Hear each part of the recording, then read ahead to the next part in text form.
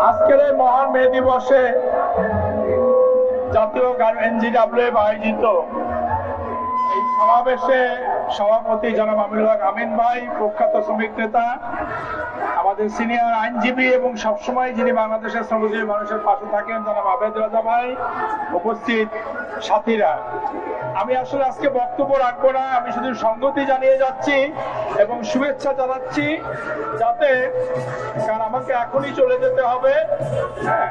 আমরা আশা করব আবেদ রাজা ভাই বিস্তারিত আলোচনা করবেন, আমিন ভাই আলোচনা করবেন। আমরা আপনাদের সাথে আমি সবসময় থাকি, আগামীতেও থাকবো। বিসমিল্লাহির রহমানির রহিম।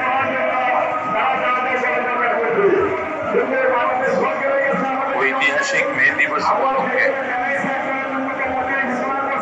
আজকের এই সমাবেশে হচ্ছে জাতীয় গার্মেন্টস শ্রমিক ফেডারেশন আর সভাপতিত্ব করছেন এই সংগঠনের অবিসংবাদিত নেতা, সংগঠন সৃষ্টি, যিনি এই সংগঠনকে তিলে তিলে গড়ে তুলছেন এবং আপনারা দেখতে পাচ্ছেন ভীষণ অসুস্থ শরীর নিয়ে তিনি একটি কঠিন রোগে আক্রান্ত। আল্লাহর রহমতে তিনি ধীরে ধীরে সুস্থ হচ্ছেন, মাঝে মাঝে অসুস্থ হয়ে পড়েন। সেই আপনাদের প্রিয় নেতা, সাবেক কেন্দ্রীয় ছাত্র সংগ্রাম পরিষদের অন্যতম নেতা জনাব আমিনুল হক আমিন, এই মঞ্চে উপবিষ্ট জাতীয় গার্মেন্টস শ্রমিক ফেডারেশনের নেতৃবৃন্দ এবং সময়ের স্বল্পতার জন্য আজকের প্রধান অতিথি গণপ্রজাতন্ত্রী বাংলাদেশ সরকারের শ্রম সংস্থান কমিশনের প্রধান, প্রখ্যাত শ্রমিক নেতা সৈয়দ সুলতান উদ্দিন আহমেদ সহ উপস্থিত জাতীয় গার্মেন্টস শ্রমিক ফেডারেশনের সর্বস্তরের নেতৃবৃন্দ, উপস্থিত শ্রোতৃমণ্ডলী, আসসালামু আলাইকুম। আপনাদের ব্যানারে পাচ্ছেন এই চারটি ছবির বাইরে একটি হচ্ছে Albert person, August spice, George Angel এবং অ্যান্ড্রক ফিশার। এরা বিদেশি আমেরিকার শিকাগো শহরের মানুষ। এদের বাইরেও আরো কিছু শ্রমিক নেতা আছেন যারা তাদের জীবন উৎসর্গ করেছিলেন প্রায় 700 বছর আগে। প্রায় 700 বছর আগে, 700 বছর ধরে তারা যে সংগ্রামটি করলেন আমেরিকাতে,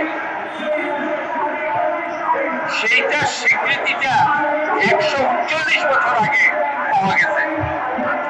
মানে প্রায় 550 বছর। আমরা তখন কেউ পৃথিবীতে নাই, আমাদের পূর্বপুরুষরাও নাই। 550 বছর এই স্বীকৃতিটার জন্য তাদের সংগ্রাম করতে হয়েছে। তাদের দাবিটা প্রধান কি ছিল? প্রধান দাবিটা ছিল 8 ঘন্টা কাজ করবে তারা। তাদের সময়সীমা 8 ঘন্টা। এখনো খেয়াল করে দেখেন বাংলাদেশে 8 ঘন্টা কাজের দাবিটা খাতাপত্রে থাকলেও বাস্তবে নাই।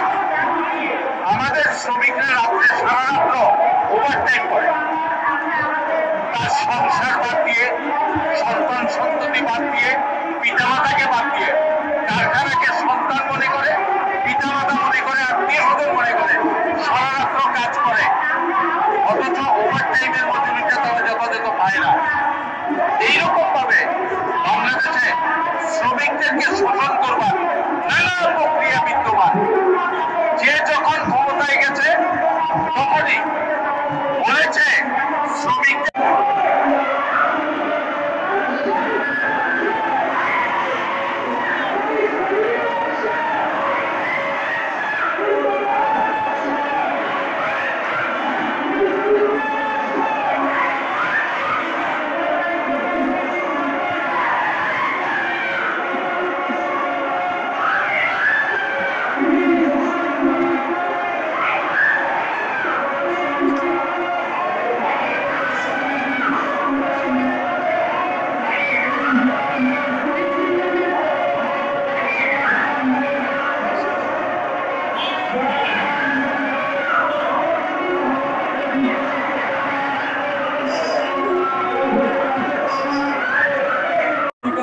আপনি প্রতীক্ষা না করেন, আপনি যদি উদ্যোগী না হন, আপনি যদি মালিকের দালালদের কাছে বিক্রি হয়ে যান, আপনি যদি সরকারের কাছে বিক্রি হয়ে যান, আপনি শ্রমিকদের কোনো অধিকার প্রতিষ্ঠা করতে পারবেন না। যুগ ধরে শ্রমিকদের এক সপ্তাহে মালিকরা কিনে নিয়ে শ্রমিকদের অধিকারকে প্রতিষ্ঠিত করে আজকেও বাংলাদেশে শ্রমিকদের মর্যাদা তার সম্মান তার কায়িক পরিশ্রমের মাধ্যমে বাংলাদেশকে যে গড়ে তুলছে তার মহিমান্বিত ইতিহাস বিকশিত করার জন্য ষড়যন্ত্র চলছে। আপনার দুই পৃথিবীর সমস্ত সমাজ বিমান মিলে গিয়ে যা দুর্বৈধ করবে